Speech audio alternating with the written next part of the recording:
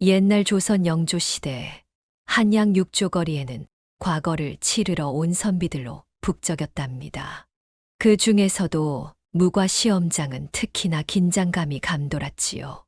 어린 시절부터 활솜씨로 이름난 조익은 이날을 위해 10년을 준비했습니다. 가난한 집안 형편에도 불구하고 아버지는 어린 조익에게 좋은 활과 화살을 사주었지요. 아들아, 저기 소나무 꼭대기에 앉은 까마귀가 보이느냐? 네, 아버님. 저걸 맞춰보거라. 10살 조익은 서슴없이 활을 당겼고 까마귀는 푸드득 날아가 버렸답니다. 아버님, 까마귀가 도망가 버렸습니다. 아니다. 내 화살은 명중했단다. 과연 까마귀는 얼마 못 가 푹 떨어졌지요. 그때부터 조익의 명성이 퍼지기 시작했답니다. 저 아이는 10살에 날아가는 까마귀를 맞췄다지? 그것뿐이냐? 달리는 토끼도 백발백중이라는구먼. 15세 서당에 들어간 조익은 그곳에서 운명 같은 만남을 했습니다. 바로 박주현이었지요. 너는 활을 참 잘 쏘는구나. 자네는 글을 참 잘 짓는군. 둘은 금세 절친한 사이가 되었답니다. 공부를 마치면 함께 철렵을 가고 달 밝은 밤이면 수박서리도 다녔지요. 주연아, 저기 수박 한번 보거라. 달빛에 반짝이지 않느냐? 조심해라. 개가 매서운 집이다. 어느 날은 수박을 따다가 들키고 말았습니다. 주인 영감이 지게 방망이를 들고 쫓아오자 조익은 박주현을 업고 달렸지요. 이 도둑놈들 개석거라! 둘은 숨을 헐떡이며 냇가에 도착했습니다. 달빛에 반짝이는 냇물을 보며 한참을 웃다가 결국 훔친 수박을 반으로 쪼개 나눠 먹었지요. 이가. 나는 자네 같은 친구가 있어. 참 좋다네. 주연, 나도 그렇다네. 그렇게 둘도 없는 벗이 된 조익과 박주현. 하지만 세월이 흘러 20살이 되자 두 사람의 길은 달라졌답니다. 이가. 나는 과거를 포기하고 집안일을 돕기로 했네. 왜 그러는가? 자네는 글재주가 뛰어난데. 큰형께서 병환이 위중하시다네. 아버님을 도와 가업을 이어가야 할 것 같아. 박주현은 밀양 양반가의 자제였고 그의 집안은 대대로 내려오는 재산이 제법 있었지요. 그에 비해 조익은 가난한 집안 출신. 무과 급제만이 출세의 길이었답니다. 주연아, 내 반드시 급제하여 너를 다시 찾아올 것이야. 그래. 그때까지 건강하게 지내거라. 이별 후 조익은 더욱 무의 수연에 매진했습니다. 낮에는 활쏘기를, 밤에는 병서를 읽었지요. 그 와중에도 박주현의 소식이 간간히 들려왔습니다. 밀양박 참봉댁 자제가 장가들었다지? 들었네. 신부가 어찌나 아리따운지 꽃이 부끄러워할 정도라더군. 세월이 흘러 마침내 조익은 무과의 장원 급제했습니다. 시험장에서 그의 활솜씨는 여전히 빛났지요. 저기 저 사람이 조익이란 사람일세? 아니, 관역을 저렇게 연거푸 맞추다니. 급제 후 부산 수군절도사 휘하로 발령받은 조익. 부임길에 오르며 마음 한켠이 설렜습니다. 드디어 오랜 벗을 만날 수 있다는 생각에서였지요. 하지만 밀양 주막에서 들은 소식은 충격적이었습니다. 아이고, 이 술이 왜 이리 써지나? 주막에서 술잔을 기울이던 취객의 말이 조익의 귀에 들어왔습니다. 박참봉댁 자제가 그리 허망하게 가다니. 젊은 나이에 병이 들어 한 달도 못 버텼다지? 그래, 새 부인을 얻은 지 1년도 안 됐는데. 조익은 가슴이 철렁 내려앉았습니다. 주막 주인을 불러 자초지종을 물었지요. 아, 박주현 나리 말씀이십니까? 한 달 전에 급체했다 하더군요. 새 부인이 정성껏 간호했다지만 안타깝게도 그만. 알고 보니 박주현은 첫 부인과 사별하고 얼마 전 재혼했답니다. 새 부인은 이제 막 20살이 넘은 아리따운 교수였지요. 워낙 어린 세대기라 시댁살이도 서툴었을 텐데. 이제 과부가 되었으니 이야기를 듣던 조익은 잠을 이루지 못했습니다. 아침 일찍 박주현의 집을 찾아가기로 마음먹었지요. 그런데 밤이 깊어갈수록 주막에는 수상한 기운이 감돌았습니다. 취객들 사이에서 은밀한 소문이 오갔답니다. 그 땡추란 놈 말이야. 쉿, 그 이야기는 하지 마시게. 하긴 그래. 담장 높은 집안 사정을 누가 알겠나. 조익은 귀가 솔깃했지만 취객들은 더 이상의 이야기를 하지 않았습니다. 다만 땡추라는 이름과 담장 높은 집이라는 말이 자꾸 뇌리에 맴돌았지요.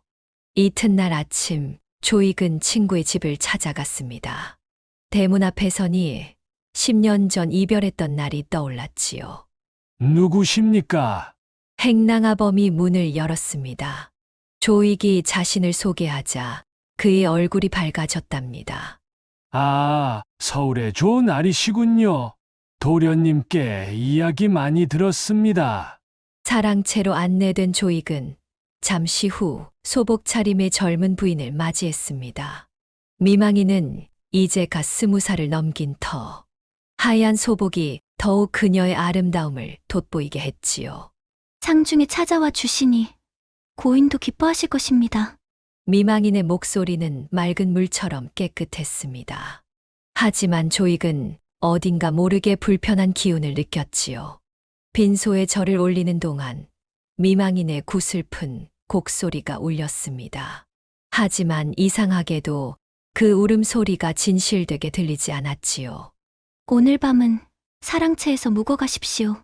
고인의 채취가 남아있는 곳이니. 밤이 깊어갔습니다. 조익은 청등잔 불빛 아래서 친구와의 추억에 잠겼지요. 그때 밖에서 이상한 소리가 들렸습니다. 쾅! 담을 넘는 소리였습니다. 이어서 대나무 숲을 스치는 발자국 소리. 조익은 살그머니 밖으로 나와 기둥 뒤에 몸을 숨겼습니다. 달빛에 드러난 검은 그림자는 우락부락한 사내였습니다. 머리에는 검은 두건을 쓰고 허리춤에는 장도를 차고 있었지요. 사내는 익숙한 듯 안채 뒷뜰을 지나 안방으로 향했습니다. 어둠 속에서도 길을 잘 아는 듯한 발걸음이었지요. 조익은 그 뒤를 조용히 따라갔습니다. 안방 들창 너머로 불빛이 새어 나왔지요. 조심스레 들여다보니 아이고, 마님, 눈이 빠지도록 그리웠습니다요. 쉿. 조용히 해요 땡추 서방. 아니, 이럴 수가. 소복 차림의 미망인이 사내를 반갑게 맞이하는 것이 아니겠습니까? 땡추라 불린 사내는 주막에서 들었던 그 땡추가 분명했습니다. 근처에서 소문난 악당으로 도둑질과 패싸움으로 이름을 날린 자였지요. 마님, 오늘은 더욱 곱구려. 소복이 달빛에 비치니 선녀가 따로 없소이다. 아이 참, 또 그런 말씀을.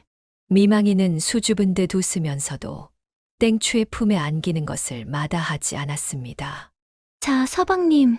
오늘은 맛있는 안주를 준비했어요.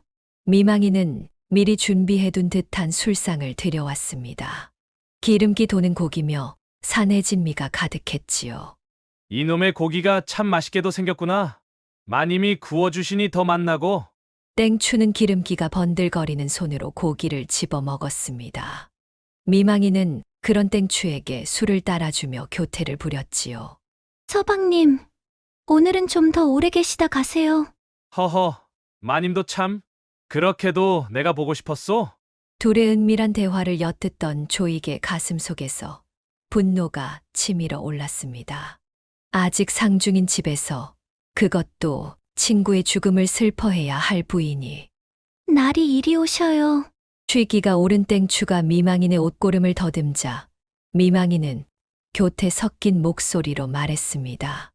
아이 참, 잠시만요. 먼저 상을 치워야지요. 미망인이 부엌으로 나간 그 순간이었습니다. 조익은 가슴 속에 품고 다니던 장도를 꺼내들었지요. 주현아, 내가 너의 명예는 지켜주마. 휙! 날카로운 장도가 들창을 통해 날아갔습니다. 예리한 칼날이 땡추의 목덜미를 정확히 파고들었지요. 땡추는 목에서 피를 쏟으며 그대로 쓰러졌습니다. 조익은 재빨리 사랑채로 돌아와 잠든 척 누웠지요. 잠시 후 사람이 죽었어요. 미망인의 비명에 하인들이 우르르 몰려들었습니다. 이내 마을 전체가 발칵 뒤집혔지요. 도적이 들었다네. 상중의 안방마님을 겁탈하려다가 큰일을 당했다는구먼. 아니, 이놈은 그 땡출한 놈 아뇨? 날이 밝자 관아에서 형방과 나졸들이 들이닥쳤습니다. 미망인은 기절했다 깨어나기를 반복하며 울부짖었지요. 이런 수치를 당하다니. 차라리 저를 죽여주시오. 하지만 미망인의 연기는 너무 과했습니다. 조익이 보기에는 오히려 가식적으로 보였지요. 관아의 조사는 빠르게 진행되었습니다.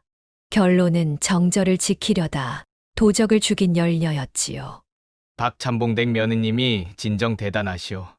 상중에 그런 일을 당하시고도 정절을 지키시다니 앞으로 밀양의 자랑이 되시겠소. 하지만 조익의 마음은 편치 않았습니다.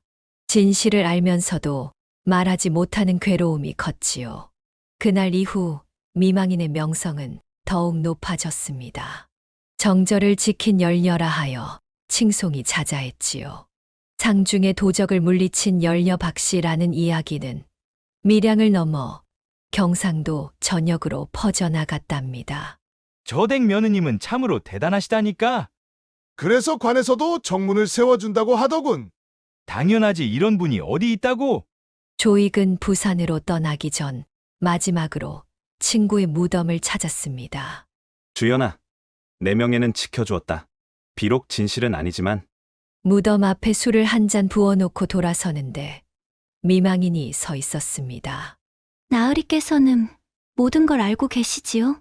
미망인의 눈빛이 날카로웠습니다. 하지만 조익은 담담히 대답했지요. 무슨 말씀을 하시는지 장도의 주인이 나으리라는 것을 알고 있습니다.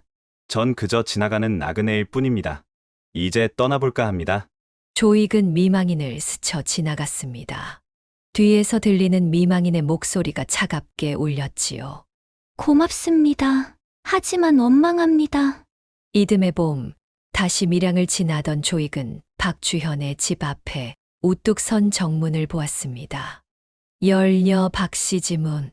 그 정문 아래로 미망인이 지나가고 있었습니다. 여전히 고운 자태였지요. 상중이었지만 얼굴에는 미소가 어려 있었지요. 세상 사람들은 모두 그녀를 칭송했지만 진실을 아는 이는 조익 하나뿐이었답니다.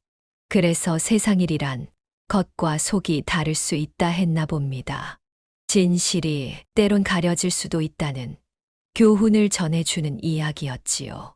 조익은 그 후로도 여러 번 밀양을 지났지만 다시는 그 집 앞에서 발걸음을 멈추지 않았답니다. 진실은 가슴에 묻어둔 채 그저 멀리서 친구의 명복을 빌었다고 합니다. 다음 이야기가 지금 시작됩니다. 구독과 좋아요는 큰 힘이 됩니다. 조선 순조 때의 일입니다. 백운산 자락의 한 마을에 10만이 형제가 살았습니다. 일찍이 부모를 여의고 장가도 못 간 채 산에서 약초를 캐며 살아가는 신세였지요. 큰형은 35, 동생은 32. 둘 다 얼굴도 반반하고 성격도 순박했지만 가난 때문에 혼인을 못하고 있었답니다. 우리 형제는 복이 없어. 그래도 수월 누님이 있으니 다행이지. 형제가 의지하는 이는 앞집의 수월댁뿐이었습니다. 40 즈음 된 수월댁은 노름꾼 남편을 둔 안악이었는데 불쌍한 형제를 친동생처럼 돌봐주었지요. 아이고, 또 김치가 떨어졌겠구나. 반찬도 좀 만들어 왔어. 이렇게 살림을 못하니 어쩌나? 수월댁은 틈만 나면 반찬을 해다 주고 쌓인 빨래도 해주고 때로는 바느질도 해주었답니다. 해마다 봄이면 형제는 산삼을 찾아 깊은 산으로 들어갔습니다. 운이 좋아 산삼이라도 캐면 한약방에 팔아 적지 않은 돈을 받았지요. 수월 누님, 이것 좀 보셔요. 이건 박물장수에게서 산 비단이에요. 아니, 나는 명주 한 피를 사왔는데. 형제는 돈이 생기면 을의 수월댁에게 선물을 사왔습니다. 마치 누나에게 효도하는 동생들처럼 말이지요. 그런데 수월댁의 속사정도 만만치 않았습니다. 남편은 노름에 빠져 집에 들어오지 않기 일쑤였고, 들어와도 돈 타령뿐이었지요. 여보, 쌀이 떨어져 간다고요. 아이고, 오늘만 빌려주면 내일은 꼭 따겠네. 양주에 큰 노름판이 벌어진다니까. 그렇게 남편이 집을 비우는 날이 잦아지면서 수월댁의 마음도 조금씩 흔들리기 시작했답니다. 지난해 가을의 일이었습니다. 그날도 동생은 산에 약초를 캐러 갔고 형은 발목을 삐어 집에 누워 있었지요.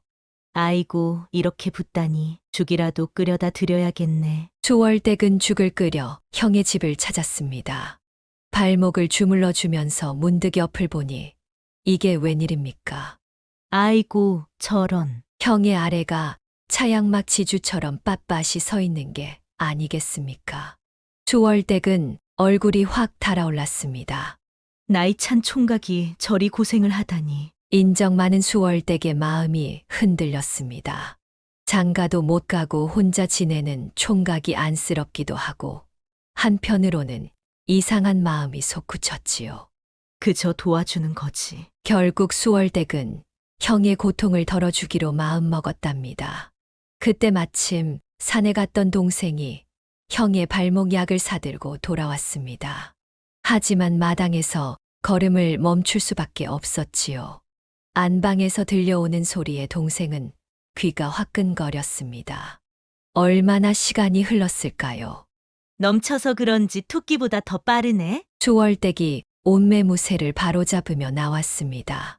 동생을 보자 깜짝 놀라는 듯 하다가 살짝 미소를 지었지요.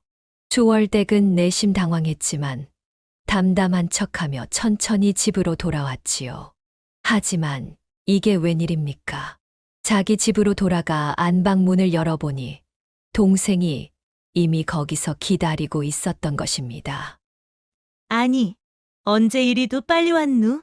수월댁이 놀라 물러서려는 찰나 동생이 그녀를 와라 끌어안았습니다. 거절하고 싶었지만 이미 형과 그런 마당에 동생만 외면할 수도 없는 노릇이었지요.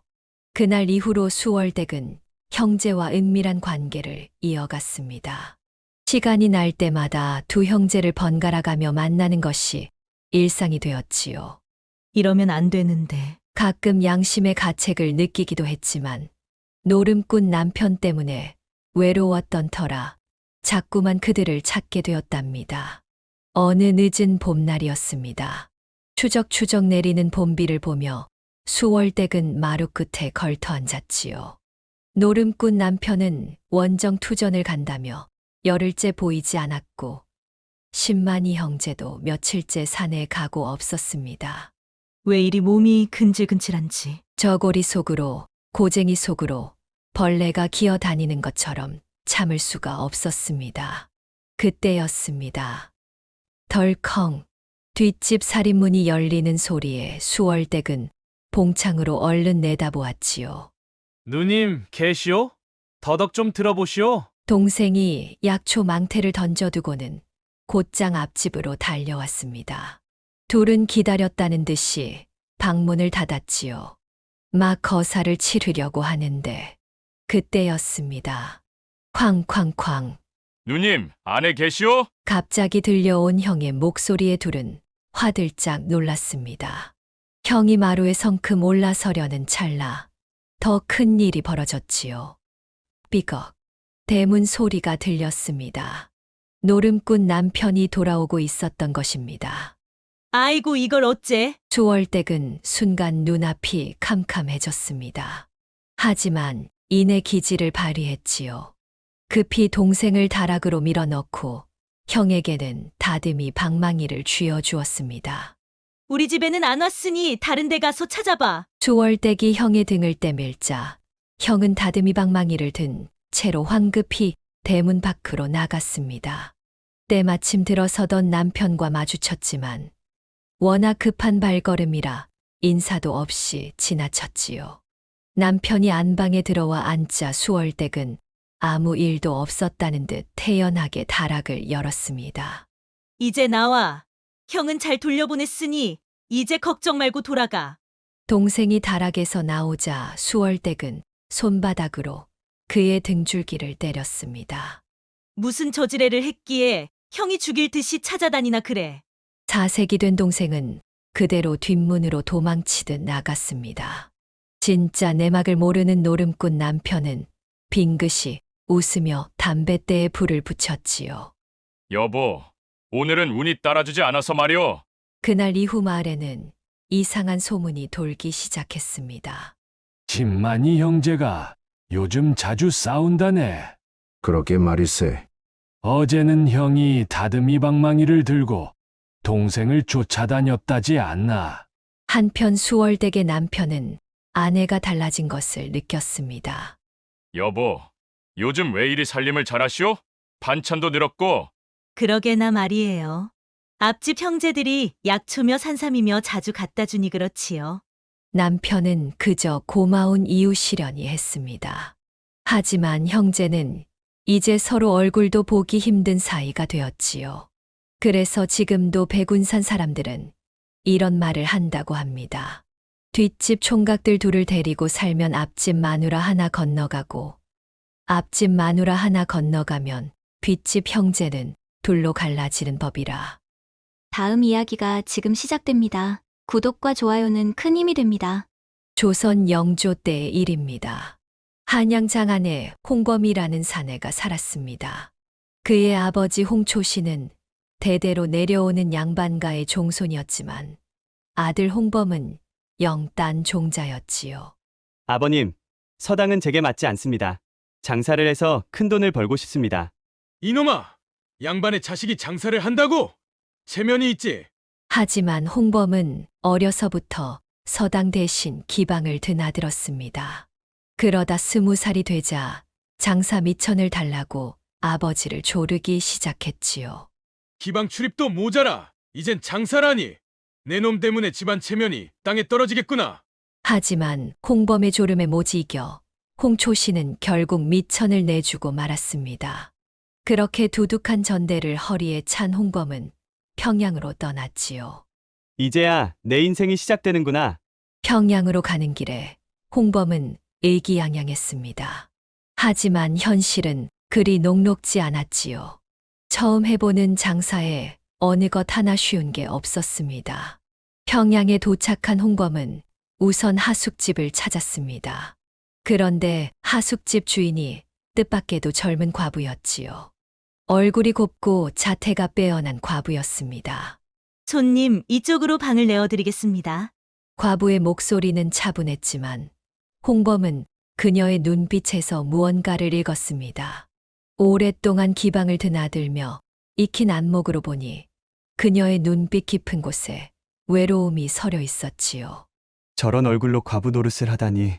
알고 보니 그녀는 양반가의 교수였다가 남편을 일찍 여의고 청상과부가 되었다고 합니다. 뼈대 있는 집안의 자존심 때문에 개가도 못하고 하숙을 치며 근근히 살아가는 처지였지요. 이거 재미있게 됐군.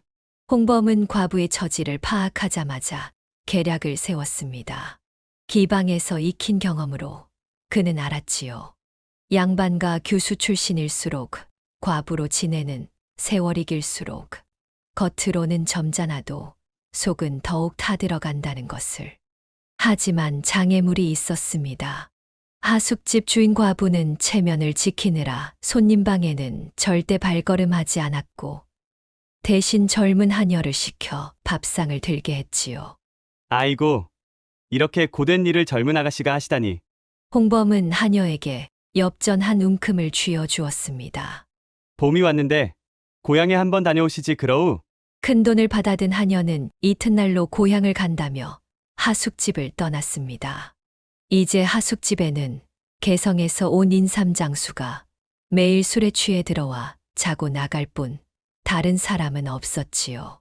첫 단계의 장애물을 치운 홍범은 이제 본격적인 계략을 시작했습니다. 그날 저녁 하녀가 없어 직접 밥상을 들고 온 과부의 손목을 덥석 잡았습니다. 과부는 홍당무처럼 얼굴이 붉어져서 손을 뿌리치고 달아났지요. 하지만 홍범은 미리 준비해둔 30냥의 엽전을 밥주발 속에 넣어두었습니다. 빈 상을 치우러 간 과부는 그 돈을 발견하고 깜짝 놀랐지요. 에그머니나. 다음 날 과부는 또다시 직접 저녁상을 들고 왔습니다. 이번에는 손목을 잡혀도 얼굴만 붉힐 뿐 손을 빼지는 않았지요. 매일 저녁 30냥씩.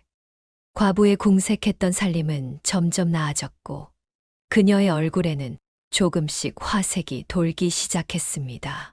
하지만 홍범은 여기서 멈추지 않았습니다. 어느 날 아침 그는 갑자기 짐을 싸더니 작별을 고했지요. 다시 올 날이 있을 터이니 그때까지 안녕히 계십시오. 과부의 얼굴이 창백해졌습니다. 이제야 살림이 조금 피어나나 했는데 이 젊은 손님이 떠난다니. 그렇게 갑자기 가신다니요. 언제쯤 다시 뵐 수 있을까요? 과부의 떨리는 목소리에 홍범은 속으로 웃었습니다. 이제 물고기가 미끼를 문 것이지요. 집으로 돌아온 홍범은 아버지를 찾아갔습니다. 아버님, 새우젓 장사가 대박이 날 것 같습니다. 위천을 조금만 더 빌려주시지요. 홍초 씨는 아들의 말을 믿지 않았지만 이번에도 돈을 내주고 말았습니다. 마치 몇 년은 갈 것처럼 떠났던 홍범이 열흘도 안 되어 평양으로 돌아왔지요. 도련님! 하숙집 주인 과부는 버선발로 뛰어나왔습니다. 그날 저녁 홍범은 상을 들고 온 과부를 껴안고 입을 맞추었습니다. 그리고는 50냥을 건넸지요. 며칠간은 입맞춤으로만 과부의 마음을 조였습니다. 그러다 어느 날 밤 홍범은 과부의 가슴에 손을 대고는 100냥을 주었지요. 매일 저녁 100냥씩 챙기던 과부는 어느새 홍범의 손길을 기다리게 되었습니다. 그러던 어느 날 밤 홍범이 치마끈을 풀려 하자 과부는 눈을 감았을 뿐 거부하지 않았지요. 과부의 몸은 이미 불덩이가 되어 있었습니다. 홍범은 기방에 서 익힌 능란한 솜씨로 그녀의 고쟁이를 벗겼습니다. 과부의 숨소리가 가빠졌습니다. 막 거사를 치르려던 순간 홍범은 바로 직전에 하던 걸 멈추었습니다. 이쯤 되면 500냥은 드려야 할 텐데 전대가 바닥났소이다. 돈은 필요 없사오니 멈추지 마옵소서. 과부의 애간장이 타들어가는 목소리였습니다. 그날 밤 과부는 3번이나 까무러칠 정도로 거사를 치렀지요. 다음 날 밤 과부는 더욱 달아올라 홍범의 방으로 들어갔습니다. 하지만 홍범은 옷을 입은 채 시름 가득한 얼굴로 앉아 있었지요. 도련님, 무슨 일이라도 있으신지요? 문전옥답을 팔아서 평양에 장사하러 왔는데 장사 미천이 하나도 남지 않았구려. 홍범의 말이 채 끝나기도 전에 과부는 호롱불을 끄고 그의 품에 안겼습니다. 그동안 제게 주신 돈 모두 돌려드릴 테니 그런 걱정일랑 마셔요. 더 필요한 게 있으면 말씀만 하셔요. 가쁜 숨을 내쉬며 과부는 속삭였습니다. 홍범은 속으로 웃었지요. 마침내 큰 고기를 낚은 것입니다. 화창한 봄날, 홍범은 득이양양하게 고향으로 돌아왔습니다. 아버님, 이제 보셨지요? 제가 장사에 수완이 있다는 것을. 홍범은 거금과 함께 집문서를 내밀었습니다. 하지만 홍초 씨는 묵묵히 문서를 들여다보기만 할 뿐이었지요. 이것이 내가 평양에서 벌어들인 돈이냐? 그렇사옵니다. 이제는 아버님도 제 능력을 인정하셔야 할 거려. 너는 아직도 모르는 모양이구나. 홍초 씨의 목소리가 무거웠습니다. 무엇을 말씀하시는지 모르겠습니다. 내가 왜 너를 평양으로 보냈는지, 내 뒤를 왜 밟지 않았는지 궁금하지 않더냐? 홍범은 처음으로 아버지의 눈빛에서 깊은 슬픔을 보았습니다. 실은 내가 내 모든 행적을 알고 있었다. 홍초 씨가 서안 앞으로 다가가 낡은 편지 한 통을 꺼냈습니다. 이것은 무엇입니까? 평양 하숙집 주인이 보낸 편지다. 내가 처음 떠나고 얼마 지나지 않아 왔지. 홍범의 얼굴이 굳어졌습니다. 편지에는 그의 모든 행각이 상세히 적혀 있었지요. 그 여인, 참으로 대단한 분이더구나. 내 모든 계략을 알면서도 일부러 그대로 따라준 것이야. 그게 도대체 무슨 말씀이시옵니까? 소자는 이해를 잘 못하겠습니다. 너는 그저 그분의 외로움을 달래주는 한낱 젊은 손님에 불과했다. 그분은 이미 오래 전부터 평양 최고의 기류를 몰래 주무르고 계시는 분이었지. 홍범의 입이 떡 벌어졌습니다. 자신이 농락했다고 생각했던 상대가 오히려 자신을 가지고 놀았다는 사실에 현기증이 났지요. 하지만 그런 분이 왜 저를... 너 같은 젊은이가 얼마나 더 많은 여인들을 농락할지 걱정되어 나에게 편지를 보내신 것이지. 내가 주색 잡기에 빠져 인생을 망치지 않기를 바라는 마음에서 말이다. 홍초 씨는 한숨을 내쉬었습니다. 그래서 난 너를 두 번째로 평양에 보냈다. 내가 스스로 깨닫기를 바라면서. 그렇다면 제가 가져온 이 돈과 문서는 무엇이란 말입니까? 그분이 일부러 내게 준 것이겠지. 내가 얼마나 허황된 욕심에 빠져 있는지 보여주기 위해서. 홍범은 그제야 자신이 얼마나 어리석었는지 깨달았습니다. 자신이 수완 좋은 장사꾼이라 자부했지만 실은 한낱 풋내기에 불과했던 것이지요. 아버님 갑자기 하인이 달려들어왔습니다. 나리! 평양에서 큰 행상들이 찾아왔습니다. 마당에는 10여 명의 상인들이 서 있었습니다. 모두 평양에서 내로라 하는 거상들이었지요. 홍초 씨 날이 이제야 찾아뵙게 되었습니다. 상인들은 공손히 절을 올렸습니다. 이 집 도련님과 특별한 인연이 있다고 하시는 우리 대행수님께서 부탁하셨습니다. 이 젊은 도련님을 진정한 상인으로 키워달라고 특별히 부탁하시더군요. 홍범은 그 자리에 주저앉고 말았습니다. 자신이 농락했다고 생각한 그 과부가 알고 보니 평양 상권을 쥐고 있는 대행수였다는 사실에 충격을 받은 것입니다. 우리 대행수님 말씀이 이 젊은이가 장사꾼의 제목은 있는데 마음가짐이 잘못되었다 하시며 그래서 저희에게 맡기시면 직접 장사의 길을 가르쳐주겠다 하셨습니다. 상인들의 말에 홍초 씨의 표정이 달라졌습니다. 그렇게까지 마음을 써주시다니. 이 젊은이가 단순히 여인을 농락하는 것으로 재미를 보는 게 아니라 진정한 장사꾼이 되기를 바라신다 하셨습니다. 홍범은 고개를 들 수 없었습니다. 자신이 얼마나 경솔했는지, 얼마나 어리석었는지를 뼈저리게 깨달은 것이지요. 대행수님께서 마지막으로 하신 말씀을 전해드리겠습니다. 진정한 장사는 사람의 마음을 속이는 게 아니라 서로의 마음을 이해하는 것이라 하셨습니다. 도련님의 수완이면 충분히 큰 상인이 될 수 있다고 또 하신 말씀이 있습니다. 상인이 잠시 말을 멈추었다가 이어갔습니다. 앞으로는 여인의 몸이 아닌 돈의 맛을 보게 하라 하셨습니다. 장사의 재미를 알게 되면 여인을 농락할 시간도 없을 거라고. 홍범은 마당에 엎드려 절을 올렸습니다. 아버님, 이제야 제가 얼마나 경솔했는지 깨달았습니다. 저를 평양으로 보내주십시오. 이번에야말로 진정한 장사의 길을 배우고 오겠습니다. 그날 이후 홍범은 정말로 달라졌다고 합니다. 평양의 상인들 밑에서 처음부터 다시 장사를 배웠고 10년 후에는 한양에서 손꼽히는 거상이 되었다고 하지요. 다음 이야기가 지금 시작됩니다. 구독과 좋아요는 큰 힘이 됩니다. 조선 숙종 때의 일입니다.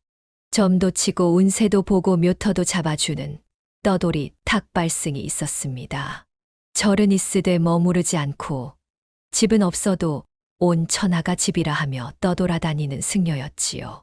대평아, 내 형님 왔다. 몇 년 만에 우남골에 들른 탁발승은 큰 소리로 외치며 마을어귀 대평신의 살인문을 열었습니다. 이 동네에 올 때마다 묵어가던 단골집이었지요. 대평씨와는 동갑내기 중마고우로 술잔을 기울이며 세상 돌아가는 이야기를 나누던 사이였습니다. 하지만 이번에는 뜻밖의 인사가 그를 맞았지요. 아이고, 도사님 오셨군요. 소복을 입은 대평씨의 아내가 부엌에서 나와 반갑게 맞았습니다. 어찌하여 소복을 입고 있는 게요? 어찌 된 일이오? 탁발승의 얼굴이 굳어졌습니다. 대평씨의 처는 한숨을 내쉬며 말했지요. 서방님이 2년 전에 이승을 하직하셨습니다. 그런 일이 있었단 말이오. 탁발승은 크게 놀랐지만 이내 고요한 표정을 지었습니다. 타고난 명이 짧은 사람인 줄 알고는 있었으나 일이 황망하게 가버릴 줄이야. 나무 아미타불 관세음보살. 마치 일찍이 그의 운명을 알고 있었다는 듯 지그시 눈을 감았지요. 실은 전혀 예상치 못한 일이었지만 떠돌이 도사의 체면을 지키려 그런 척한 것입니다. 주막으로 가봐야겠소. 친구 잃은 마음이 착잡하니 내 막걸리라도 한 잔 마시며 널글 달래야겠소. 탁발승이 살인문을 나서려 하자 대평씨의 처가 그를 붙잡았습니다. 여기서 유하시며 우리 서방님 명복이나 빌어주시지요. 그녀의 목소리에는 어떤 간절함이 묻어 있었습니다. 탁발승은 마지못한 척 사랑방에 바랑을 들였지요. 먼저 천도제라도 지내야겠소. 탁발승은 빈소에서 목탁을 두드렸습니다. 소복 차림의 과부는 그 앞에서 두 손을 모아 기도를 드렸지요. 하지만 탁발승의 시선은 자꾸만 딴 데로 갔습니다. 과부가 절을 할 때마다 아래쪽으로 자꾸 눈이 갔지요. 이런 생각을 하면 안 되는데 자꾸 불경한 마음이 든단 말인가. 목탁을 두드리면서도 그의 하초가 뻐근해지는 것을 어쩔 수 없었습니다. 한편 과부도 마음이 편치 않았습니다. 비록 탁발승이지만 오랜만에 느끼는 남자의 기운에 가슴이 두근거렸지요. 이러면 안 되는데. 40을 간 넘긴 과부는 아직 탈상도 못한 터라 소복을 입고 있었지만 밤이면 자주 이불 속에서 남편과의 정을 나누던 시절을 떠올리곤 했답니다. 그러던 어느 날 밤이었습니다. 달빛 아래 복사꽃이 요염하게 피어 있었지요. 과부의 마음도 그 꽃처럼 부풀어 올랐습니다. 오늘은 이대로 그냥은 못 있겠구나. 과부는 마음을 단단히 먹고 닭 한 마리를 잡았습니다. 곡주 한 병을 곁들여 사랑방으로 들어갔지요. 이게 웬 상이오. 곡주는 또 뭐고. 여튼 잘 먹겠소. 탁발승은 놀란 기색을 감추지 못했습니다.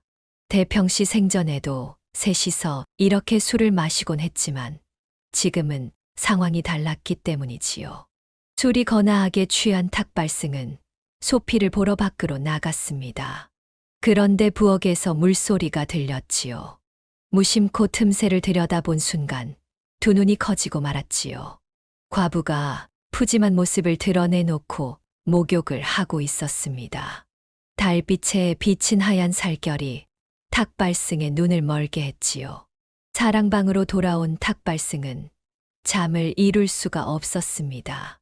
이리 뒤척 저리 뒤척 온몸이 불덩어리가 된 것만 같았지요. 아니 된다. 아니 되고 말고 제정신으로 할 수 있는 생각이 아니야. 하지만 과부의 육덕스러운 모습이 자꾸만 눈앞에 아른거렸습니다. 결국 탁발승은 벌떡 일어났지요. 에라 모르겠다. 들어가서 고함이라도 치면 바로 도망가 버리고 말지. 아니, 내가 떠돌이 탁발승인데 뭐가 두려울 게 있나. 주저 이 동네에 다시는 발걸음하지 않으면 그만이지. 탁발승은 옷을 벗어 바랑에 넣고 그것을 안방 처마 끝에 매달아 두었습니다. 달빛 아래 벌거벗은 모습으로 서 있으니 속으로는 두근거렸지만 이미 마음을 먹은 뒤였지요. 여차하면 바랑을 낚아채서 도망치면 되는 거야. 한편 과부는 이미 오래전부터 이날을 계획하고 있었습니다. 달 잡아 술상을 차린 것도 일부러 부엌에서 목욕하는 것도 모두 탁발승을 유혹하기 위한 계략이었지요. 과부는 문틈으로 탁발승의 동태를 살피고 있었습니다. 일부러 문고리도 걸지 않았고 소복 호치마만 걸친 채 허벅지를 드러내고 누워 있었지요. 이제 곧 내 예상대로 저 문을 열고 들어오겠구나. 과부의 예상대로 벌거벗은 탁발승이 살금살금 안방 문을 열었습니다.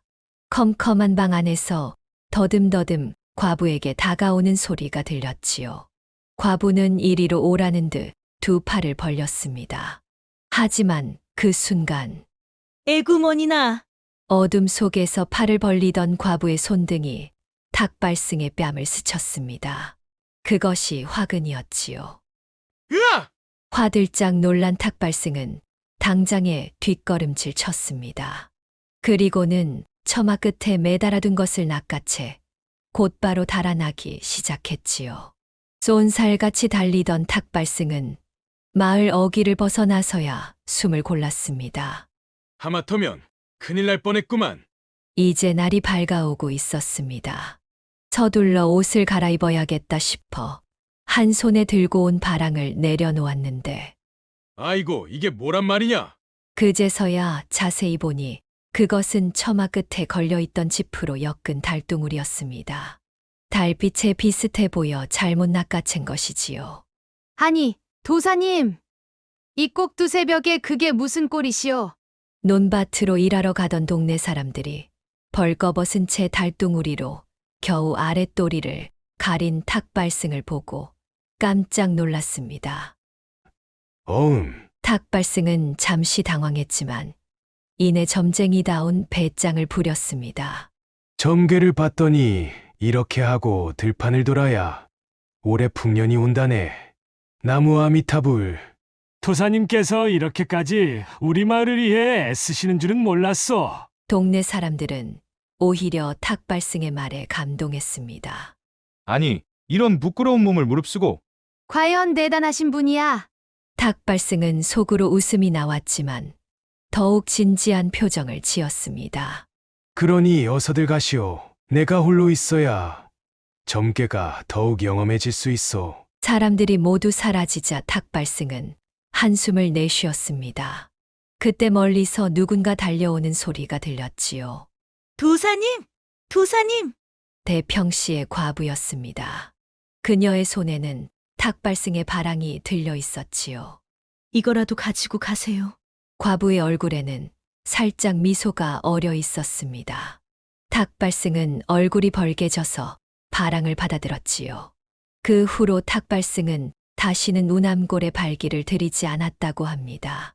하지만 동네 사람들은 지금도 이런 말을 한다지요. 올해도 풍년이 들려면 도사님이 오셔야 할 텐데. 다음 이야기가 지금 시작됩니다. 구독과 좋아요는 큰 힘이 됩니다. 조선 후기 마포나루는 온갖 물자가 모여드는 상업의 중심지였습니다. 특히 김장철이 다가오면 새우젓 장수들의 치열한 경쟁이 벌어졌지요. 강서방이 또 황해의 새우를 몽땅 쓸어갔다더군. 그놈의 눈치 한번 빠르지. 기재 값을 올리려고 술을 쓰는 거겠지. 어디 그뿐이야? 평안도 곡물단까지 손을 뻗쳤다는데. 강명한, 그는 한양에서 손꼽히는 새우젓 도매상이었습니다. 본래 양반가의 서자로 태어났으나 어려서부터 비범한 상수를 보여 이제는 수십 척의 선단을 거느린 거상이 되었지요. 우리 서방님, 이번에 또 큰돈 버셨다며? 평양 감사도 못 말린다니까. 하지만 그에게도 치명적인 약점이 있었으니 바로 여자였습니다. 특히 기생들의 교태에는 약한 면이 있었지요. 강서방 말이야. 저번에 평양기생 하나 데려와서 천냥을 뿌렸다더군. 에이, 천냥이면 무슨... 2천냥은 좋게 됐을 거야. 강명한의 이런 약점을 눈여겨보니가 있었으니 바로 명월관의 주모 월선이었습니다. 저 차를 끌어들이면 우리 명월관이 한양 제일의 권세를 누릴 수 있을 게야. 월선은 특별한 미끼를 준비하고 있었습니다. 바로 매화라는 기생이었지요. 매화는 본래 안동 김씨 가문의 교수였습니다. 증조부 때는 정승을 지낸 명문가였으나 아버지 대에 이르러 정치적 몰락을 겪었지요. 16의 나이에 명월관으로 팔려온 매화는 자신의 고고한 품격만은 잃지 않았습니다. 저 계집을 보시오. 양반 가교수처럼 도도하게 구는구먼. 그래서 더 탐이 나는 거요. 저런 여인을 차지한다면 얼마나 좋을까? 월선은 3년이란 시간 동안 매화를 특별히 관리했습니다. 여느 기생들처럼 쉽게 몸을 허락하지 않게 하고 시와 검은고로 손님들의 마음만 살짝 건드리게 했지요. 매화야? 넌 보통의 기생들과는 달라. 남정네들의 유혹에 쉽사리 넘어가선 안 돼. 걱정 마세요, 언니. 남정네들의 유혹 따위에 흔들리지 않을게요. 그러던 어느 날 강명한이 처음 매화를 보게 되었습니다. 달빛 아래 검은 고를 타는 그녀의 모습은 마치 하늘에서 내려온 선녀 같았지요. 아가씨, 그 검은 고 소리 참으로 말구려.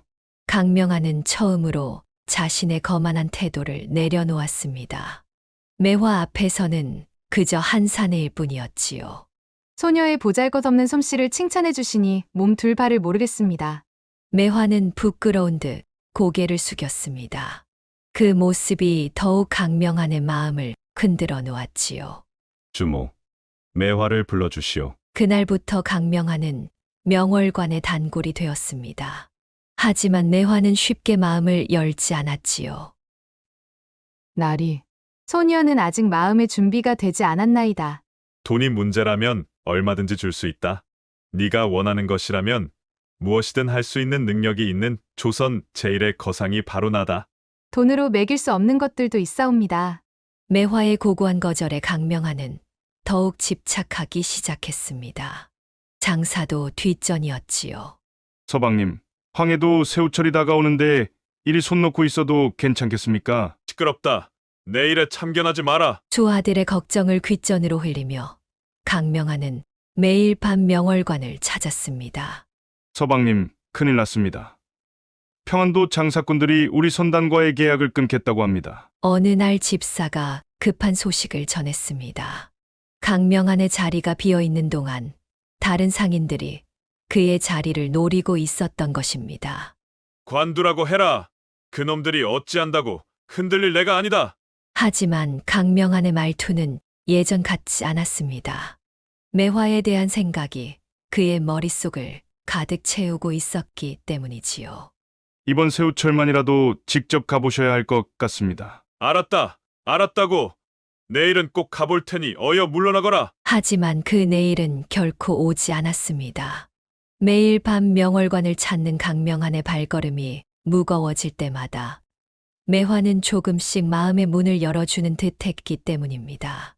나으리, 이제는 소녀도 나리의 진심을 알 것 같사옵니다. 매화야, 드디어 네가 내 진심을 알아주는구나. 하지만 소녀에겐 아직 시간이 좀 더 필요하옵니다. 어허, 아직도 더 시간이 필요하단 말이냐? 매화의 말 한마디에 강명한은 새우젓 천독도 아깝지 않았습니다. 오히려 황해 바다의 모든 것을 바치고 싶은 심정이었지요. 서방님, 진정 큰일 났습니다. 평안도에서 김첨지가 가격을... 시끄럽다. 오늘 밤이 매화의 중요한 거사를 앞두고 있거늘. 김첨지가 우리 새우젓 값을 반으로 낮췄다고 합니다. 우리 물건이 전부 창고에 묵혀 있는데... 강명한은 처음으로 등골이 서늘해졌습니다. 그동안 그가 쌓아올린 새우젓 장사의 명성이 하루아침에 무너질 수도 있다는 생각이 들었지요. 강서방이 이제 끝났다더군. 그러게 말일세. 명월관 기생년한테 빠져서 정신 못 차리더니만. 아니, 그게 아니라 평안도 김첨지가 이번에 통큰 장사를 벌였다네. 강서방 선단의 10배는 될 걸세. 나루터의 수군거림이 강명한의 귀에 들려왔습니다. 하지만 그날 밤 매화가 처음으로 그의 손을 잡아주었지요. 나으리, 오늘 밤만은 아무 말 말고 매화 곁에 있어 주시와요. 매화의 달콤한 속삭임에 강명한은 다시 모든 것을 잊었습니다. 서방님, 이제 진짜 큰일 났습니다. 뱃사공들이 모두 들고 일어났습니다. 집사의 얼굴이 하얗게 질려 있었습니다. 새우젓 값이 폭락하자 뱃사공들이 들고 일어난 것입니다. 당장 새우젓이라도 팔아서 월급을 주지 않으면 큰일이 벌어질 것 같습니다요. 알았다. 얼른 창고를 털어서 살을 지불하도록 해라. 하지만 이미 늦었습니다. 김첨지의 수하들이 장악한 시장에서 강명한의 새우젓은 반값도 받지 못했지요. 이러다가는 정말 거지꼴이 되겠구나. 강명한은 처음으로 두려움을 느꼈습니다. 하지만 그때 매화가 찾아왔지요. 서방님, 매화가 서방님이 걱정되어 이렇게 찾아왔나이다. 매화야, 나한테는 너밖에 없구나. 어찌 이리 고운 마음씨를 지녔단 말이냐? 이제 소녀도 서방님의 마음을 받아들이고 싶사옵니다. 그동안 제게 보여주셨던 진심이 저를 감동시켰답니다. 매화의 말에 강명하는 다시 이성을 잃었습니다. 남은 돈을 모두 털어 명월관의 별채를 얻었고 매화와 함께 살림을 차렸지요. 아이고, 강서방이 완전히 미쳤나 봅니다. 새우젓 장사는 접고 기생첩을 얻어 살림을 차렸다지. 그래도 명색이 한양 제일의 거상이었는데 안타깝구먼. 사람들의 수군거림은 별채의 사랑방까지 들려왔지만 강명하는 개의치 않았습니다. 매화가 끓여주는 전복죽 한 그릇이면 모든 게 행복했으니까요. 서방님, 이제 장사는 어찌하시려고 하시나요? 장사라니. 그게 뭐냐? 나는 너만 있으면 된다. 매화는 한숨을 쉬는 듯 했지만 이내 곁에 어린 미소를 지었습니다. 하지만 달콤한 시간도 잠시 매화에게는 이상한 점이 있었습니다. 점심때만 되면 자리를 비우고 어디론가 사라지는 것이었죠. 매일 점심때면 어디를 가는 게요? 늙으신 어머님이 편찮으셔서 하루라도 들리지 않으면 마음이 편치 않습니다. 아니 그런 일이 있었단 말이오? 왜 진작 말하지 않았소? 내 함께 가서 인사라도 드려야겠구려. 너무 감사한 말씀이오나 당분간은 저 혼자 다녀오도록 해주세요. 때가 되면 함께 찾아뵙고 어머님께 서방님을 소개해 드릴게요. 빨리 그날이 왔으면 좋겠습니다. 어머님도 서방님을 보시면 정말 기뻐하실 것 같아요. 강명하는 그녀의 효심마저 사랑스러웠습니다. 하지만 얼마 지나지 않아 거리에서 그를 알아보는 사람들의 시선이 달라졌지요. 저기 가는 게 그 유명한 강명한 아니여. 쯧쯧. 기생한테 빠져 거지꼴이 되었다지. 어느 날 월선이 강명한을 찾아왔습니다. 서방님, 이제 더 이상은 사정을 봐드릴 수가 없네요. 별채를 빼주셔야겠습니다. 더 이상 별채 비용을 감당할 수 없다는 것이었지요. 돈이 문제라면 기다려보시오. 내 천하의 강명하니오. 그깟 몇 푼 때문에 이런 말을 듣다니. 강명하는 주머니를 뒤졌지만 남은 것이라곤 몇 푼의 잔돈뿐이었습니다. 그제야 그는 자신의 처지를 깨달았지요.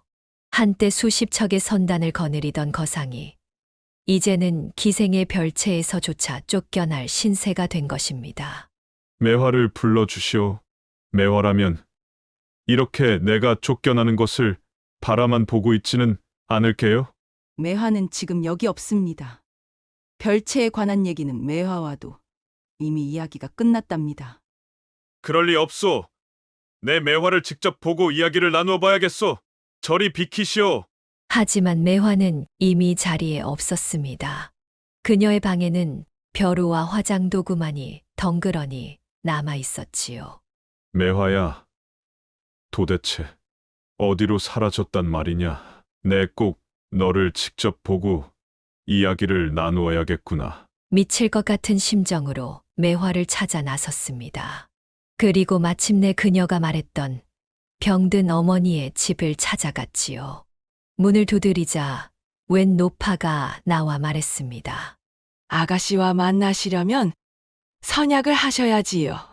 문을 연 노파의 말에 강명하는 얼음장 같은 물을 뒤집어 쓴 듯 온몸이 얼어붙었습니다. 선약이라니, 그게 무슨 말이오? 여기는 매화의 어머님 댁이 아니란 말이오? 분명 병든 어머님이 누워 계신다 들었소만. 무슨 말씀을 하시는지 도통 모르겠구려. 여긴 매화 아가씨의 별채라오. 오늘은 이미 다른 나리께서 계시니 다시 약조를 하시고 오시지요. 그때였습니다. 안에서 은은한 검은고 소리가 들려왔고 이어 남자의 웃음소리가 새어나왔지요. 매화야, 오늘도 검은고 솜씨가 일품이구나. 과찬이십니다. 서방님과 함께하니 소저의 손이 나비처럼 날아다니는 것 같습니다. 분명 매화의 목소리였습니다. 그것도 강명한에게 들려주던 것과 똑같은 교태 섞인 음성이었지요. 푸아하하, 그랬구나. 그랬어. 그런 거였구나. 강명한은 미친 듯이 웃기 시작했습니다. 자신이 얼마나 어리석었는지 이제야 깨달은 것입니다.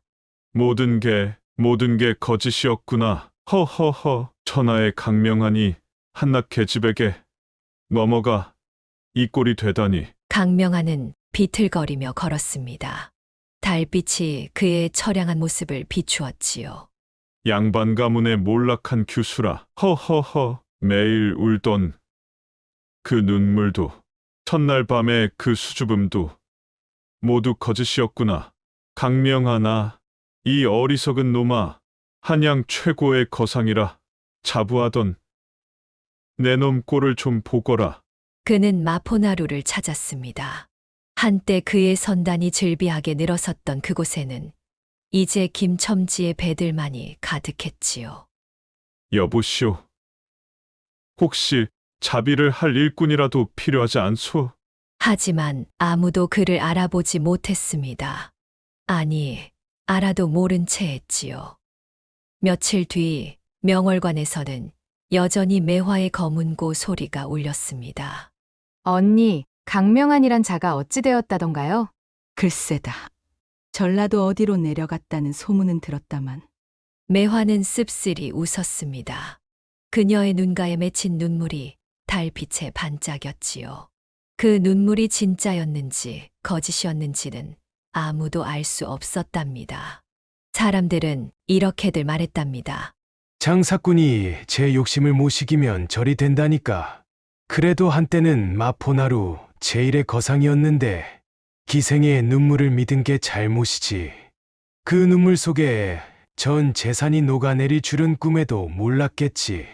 세월이 흘러 명월관의 월서는 더욱 부자가 되었고 매화는 한양 제1의 명기로 이름을 날렸답니다. 이제는 양반들도 매화를 보려면 한 달 전에 선약을 해야 한다지. 그려. 덕분에 명월관이 한양 제1의 기방이 되었다네. 매화는 달밤이면 가끔 마포나루를 내려다보며 검은 꼴을 켰다고 합니다.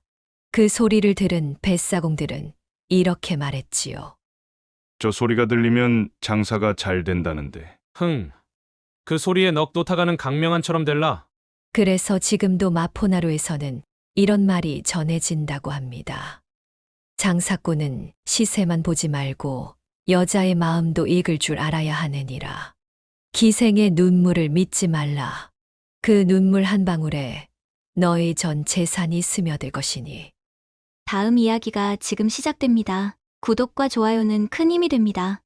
영조시대 말 평안도의 작은 마을 청울리에 강다룡이란 젊은이가 살았습니다.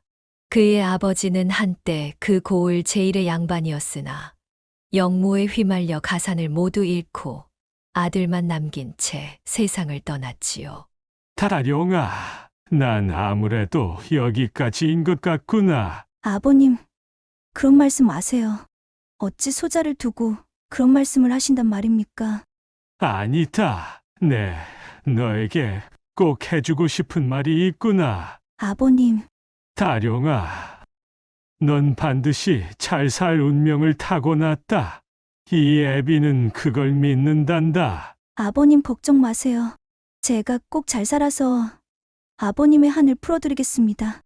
이것이 아버지와의 마지막 대화였습니다. 다룡은 당시 8살이었지요. 어머니는 그 후로 시름시름 앓다가 다룡이 15 되던 해에 돌아가셨습니다. 도련님 이제 어쩌시려고. 어미 아비 없는 이 세상에서 그저 성실하게 살아가는 수밖에. 도련님 같은 귀한 분이 이런 고생을. 귀하고 천한 게 어디 있겠소? 이제는 내 두 팔로 살아가야지. 하지만 도련님. 괜찮소. 아버지께서 말씀하셨잖소. 난 잘 살 운명이라고. 부모님이 남긴 유일한 재산인 논서마지기 문서를 품에 안고 다룡은 마지막 희망을 걸고 외삼촌을 찾아갔습니다. 외삼촌, 제발 이 논문서만은. 에이, 걱정 말거라. 내가 명색이 외삼촌인데 이 재산을 어떻게 하겠느냐? 정말 조심스럽게 다뤄주십시오. 이게 부모님의 마지막 유산이라. 그려. 내가 잘 지켜줄 터이니 안심하고. 하지만 외삼촌의 말은 거짓이었습니다. 다룡이 잠든 사이 논문서를 들고 투전판으로 달려갔지요. 이보게, 이 문서를 보증으로 돈을 좀 빌리세. 허허, 이런 귀한 것을 어쩐다고? 오늘만 빌려주면 내일은 꼭 갚을 테니 아무 말 마시게나.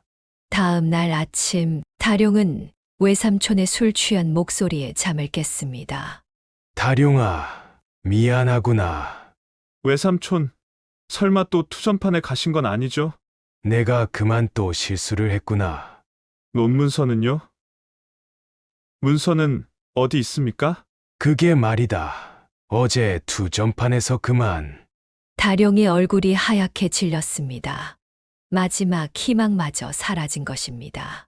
이제 마지막입니다. 이 논밖에 없어요. 다룡은 여러 날을 기다렸지만 외삼촌은 매일 같은 말만 되풀이했습니다. 이번엔 틀림없다. 내일은 꼭 찾아올게야. 나를 믿거라. 정말 이번이 마지막입니다. 내일까지만 기다려보겠습니다. 이번에 큰 노름판이 열린다는데 정말 큰 기회가 될 것 같구나. 이것만 잘 되면 그동안 잃은 것들을 한 번에 만회할 수 있어. 외삼촌, 제발 이제 그만 좀 하세요. 아직도 모르시겠습니까? 한 달이 지나도 논문서는 돌아오지 않았습니다. 17이 된 다룡은 결국 오신의 머슴으로 들어갔지요. 이보게, 자네는 그 양반집 도련님 아닌가? 이제는 그저 다룡이일 뿐입니다. 그래도 좋은 집안 자제가 머슴이라니. 일하는 것이 부끄러운 게 아니라 게으른 것이 부끄러운 법이지요. 오씨는 겉으로는 다룡을 칭찬했습니다. 모든 사람들이 우리 다룡이처럼만 일하면 좋겠구먼. 저렇게 성실한 사람이 세상 어디 있나. 과찬이십니다, 나리. 그렇게 말씀해 주시니 더 열심히 해야겠다는 생각이 드네요. 아니야. 정말 자네 같은 사람이 어디 있겠나. 하지만 3년 계약이 끝날 때쯤 오씨는 이런저런 핑계를 대며 세경을 반으로 깎아버렸습니다. 이보게나 작년에 흉년이 들어서 말이야. 세경을 반절밖에는 주지 못하겠구만. 하지만 나리, 그래도 이건 너무하지 않습니까? 그런 말 말게나. 지금 같은 시기에 이 정도면 후한 걸세. 다른 집은 세경을 아예 안 주는 데도 있다더구먼. 3년 동안 피땀 흘려 일했는데 그 대가가 겨우 이거란 말입니까? 마을 사람들이 다룡을 찾아왔습니다. 저런 고약한 양반을 봤나? 이복에 이 사실을 사뚝게 고하세. 이건 엄연한 약속 위반이야. 그렇지 않아도 요즘 사또께서 이런 일을 엄히 다스린다고 하더구먼. 다룡아, 우리가 다 증인이 되어줄 테니 어서 사또께 가자꾸나. 하지만 다룡은 고개를 저었습니다. 고맙습니다만 제가 사또께 가면 온 아린의 아이들은 뭘 먹고 살까요? 그렇지만 전 이제 새 시작을 하렵니다. 이 반의 세경으로도 충분해요. 다룡은 주막으로 향했습니다. 술을 마시며 그는 중얼거렸지요. 흑마는 날 속이지 않을 거야. 다룡은 반으로 깎인 세경으로 마을 뒤편에 나지막한 둔덕산을 샀습니다. 허허, 저 바위투성이 산을 샀다고? 다룡이가 미쳤나? 아니야. 저 녀석이 뭔가 보고 산 게 분명해. 뭘 보고? 저기 돌이랑 잡목밖에 더 있나? 그래도 다룡이가 하겠다는데 우리가 뭐라 알 게 있나? 다룡은 골짜기에 한 칸짜리 초가집을 짓고 매일같이 둔덕을 일구기 시작했습니다. 다룡아, 잠깐 쉬었다 하지 그래. 아닙니다. 해 있을 때 한 삽이라도 더 파야지요. 저 큰 바위는 어쩌려고? 조금씩 파다 보면 언젠가는 다 치울 수 있겠지요. 달밤이면 다룡은 혼자 춤을 추기도 했답니다. 보이시나요, 어머님? 아버님? 이제 조금씩 밭이 생겨나고 있어요. 어이구, 다룡이가 저러다 귀신이라도 보면 어쩌나. 저건 귀신이 아니라 기쁨의 춤이요. 저렇게 기뻐하는 걸 보니 내 마음도 덩달아 기쁘네. 아이고, 밭이 늘어날 때마다 내 자식 보는 것 같아서 흐뭇하구먼.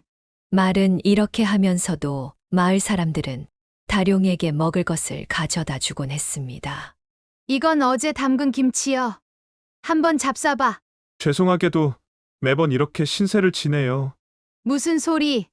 내가 저 둔덕을 일구는 걸 보는 것만으로도 우리가 기운이 나는데. 다룡은 낮에는 밭을 일구고 겨울이면 읍내에 가서 엽전 몇 잎에 남의 집 통실을 퍼 날랐습니다. 아이고, 다룡이가 또 걸음을 쥐고 오나 보네. 저 지게 무게가 장정셋은 될 텐데. 그러게 말일세. 저렇게 성실한 사람에게 하늘이 복을 주지 않을까? 5년이 흘러 둔덕사는 번듯한 밭으로 변했습니다. 그해 봄, 다룡은 큰 결심을 했지요. 이장님, 콩 3가마를 빌릴 수 있을까요? 콩을 심으려고? 네. 이제는 때가 된 것 같습니다. 그래, 내가 해보겠다는데 왜 안 되겠나? 가을에 갚으면 되니 걱정 말고 가져가거라. 꼬박 1회가 걸려서야 콩을 다 심은 다룡은 기쁜 마음으로 주막을 찾았습니다. 진짜 오랜만이구나, 다룡아. 이리 반가울 수가. 네, 주모. 드디어 콩을 다 심었습니다. 그래? 그럼 오늘은 내가 술 한 잔 올리마. 그때였습니다. 부엌에서 일하던 이월화가 술상을 들고 나왔지요. 어머, 다룡 도련님. 도련님이라니요. 전 그저 다룡이면 됩니다. 아니에요. 전 도련님이라 부르겠어요. 그게 더 어울리시니까. 주모는 둘의 모습을 슬쩍 보며 웃었습니다. 월하야, 다룡이에게 막걸리 좀 더 가져다 주렴. 네, 이모. 아니, 괜찮습니다. 지금도 충분히 마신 거려. 됐어. 오늘은 실컷 마시고 가거라. 둔덕을 일군 자네한테는 그 정도 대접은 해야지. 다룡은 이월화의 모습을 보며 가슴이 설렜습니다. 참으로 고운 처자로구나. 자네 우리 조카가 마음에 드나? 그게 그런 게 아닙니다. 자네 나이가 몇인가? 25입니다. 우리 월하는 20이고 딱 좋긴 한데 말이지. 주모는 속으로 둘을 어떻게 이어줄까 궁리하고 있었습니다. 집으로 돌아가는 길, 부슬부슬 봄비가 내리기 시작했습니다. 고맙습니다. 고맙습니다, 천지신명님. 다룡은 두 팔을 벌리고 비를 맞으며 하늘을 향해 절을 했습니다. 이 비를 보시오. 이 비가 얼마나 고마운지. 아이고, 저기 미친 사람이 있네.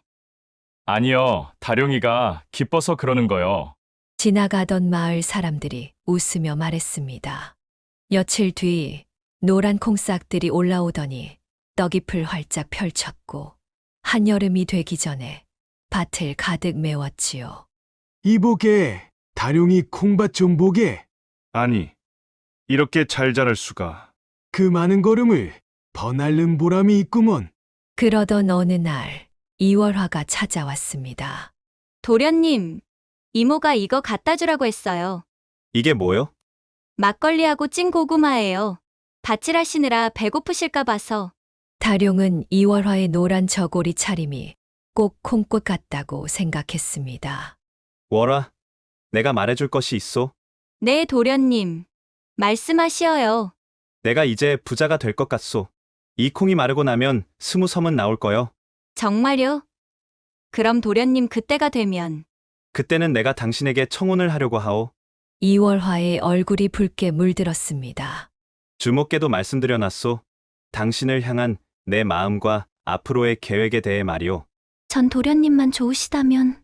가을이 되자 콩잎은 노랗게 물들어 떨어지고 포기마다 주렁주렁 콩이 달렸습니다. 이제 정말 우리의 새 삶이 시작되는 겁니다. 다룡은 밤낮으로 콩을 뽑아 둔덕 위에 쌓았습니다. 달빛을 보며 콩을 뽑고 별을 보며 콩을 뽑아도 힘든 줄 몰랐지요. 둔덕 위의 콩더미가 어느새 집채보다 커졌을 때였습니다. 사람들 말로는 올해가 대풍이래요.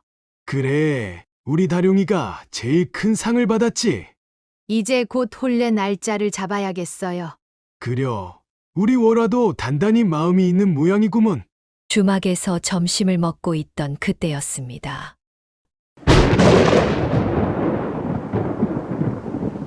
하늘을 찢고 땅을 가를 듯한 마른 번개가 내리쳤습니다.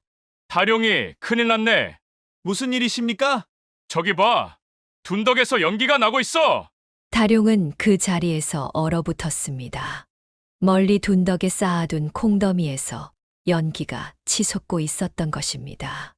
안 돼! 안 된다고! 다룡아, 어디가? 불이야! 불났어요! 사람들 좀 모아주시오! 다룡이 정신없이 달려갔고 마을 사람들도 뒤따랐지만 마른 콩더미의 불길은 아무도 잡을 수가 없었습니다. 하늘도 나를 속이고 땅도 나를 속이는구나. 다룡은 새까맣게 타버린 콩더미 앞에서 울부짖었습니다. 도련님, 제발 일어나세요. 월화야, 난 이제 빈털털이야. 그동안 쌓아올린 모든 것이 사라져 버렸다고. 아니에요. 제발 포기하지 말아요. 이월화는 다룡의 팔을 잡고 흐느꼈습니다. 주변의 마을 사람들도 모두 눈시울을 붉혔지요. 이게 무슨 팔자요. 하늘도 참 무심하지. 저렇게 성실한 사람을 왜 자꾸 시험하는가. 절망에 빠진 다룡은 목을 매려 했습니다. 하지만 그때 도련님, 제가 아이를 가졌어요. 뭐라고? 우리에게 아이가 생겼다고요. 이월화의 말에 다룡은 흠칫 놀랐습니다. 그제서야 그는 자신에게 아직 희망이 남아있음을 깨달았지요. 줄로 나날을 보내던 어느 날이었습니다. 주막에 갑자기 범상치 않은 손님이 들어왔지요. 여보시오, 벼락 맞은 콩 주인장 계시오? 검은 두건을 쓰고 긴 수염을 늘어뜨린 채 옥색 도포자락을 휘날리는 노인이었습니다. 접니다만 누구시길래 저를 찾으시는 거죠? 소문 듣고 왔소. 그 벼락 맞은 콩 아직 남은 게 있소. 남았다 뿐이겠습니까? 저기 둔덕에 가면 콩더미가 다 타서 쌓여 있습니다. 노인은 사동을 시켜 새까맣게 탄 콩 한 자루를 쓸어 담았습니다. 이런 귀한 것을 그냥 버리시다니. 귀하다니요. 저건 그저 탄 콩덩이인데. 모르고 하는 말씀이요. 벼락 맞은 콩은 자고로 진귀한 명약이요. 내 이것으로 시험해보고 다시 오리다. 노인은 전대 하나를 다룡에게 건네주었습니다. 아니, 이것은 무엇입니까? 열어보시오. 다룡이 전대를 열어보니 콩 10섬값이 넘는 돈이 들어있었습니다. 이렇게 많은 돈을 주신다니요? 더 필요하면 다시 오겠소. 벼락 맞은 콩이 귀한 약이 된다는 건 의원들 사이에선 비밀스런 이야기였는데 노인의 말이 퍼지자 팔도강산에서 의원들이 몰려들기 시작했습니다. 다룡 서방, 나는 전라도에서 왔다네. 저희는 경상도 진주서 왔습니다. 우리는 강원도 의원인데 소문 듣고 왔수다. 매일같이 찾아오는 의원들 덕에 다룡의 살림은 나날이 늘어갔습니다. 이보게 듣자 하니 벼락 맞은 콩이 문둥병에도 특효라는구먼. 그뿐이요? 욕창에도 좋고 등창에도 효과가 있다지. 하늘이 준 약이라 그런가? 동짓달 20일에 날씨는 유난히 따뜻했습니다. 마을 전체가 잔치 분위기였지요. 자, 신랑 신부 들어오시오. 월하야, 이제 내 소원도 이뤘구나. 다룡이, 너도 이제 제대로 된 어른이 됐어. 다룡과 배가 슬쩍 부른 이월화의 혼례식은 마을의 큰 잔치가 되었습니다. 다룡이 녀석 팔자 한번 보소. 하늘이 돕는다더니 정말이었네. 그려, 벼락 맞은 콩이 오히려 복이 된 게야. 하긴 저렇게 성실한 사람을 하늘이 어찌 모른 채 하겠나. 마을 어른들은 이렇게 말씀하셨습니다. 다룡은 감격에 겨워 눈시울을 붉혔지요. 아버님, 어머님, 이제야 제가 사람답게 살게 되었습니다. 서방님, 이 기쁜 날 눈물이라니요. 월화야, 이제 우리 함께 잘 살아보자. 그래서 지금도 사람들은 이런 말을 한다고 합니다. 세상이 아무리 속여도 흙은 성실한 자를 배신하지 않는다. 하늘도 정직한 자에게는 복을 내린다더라.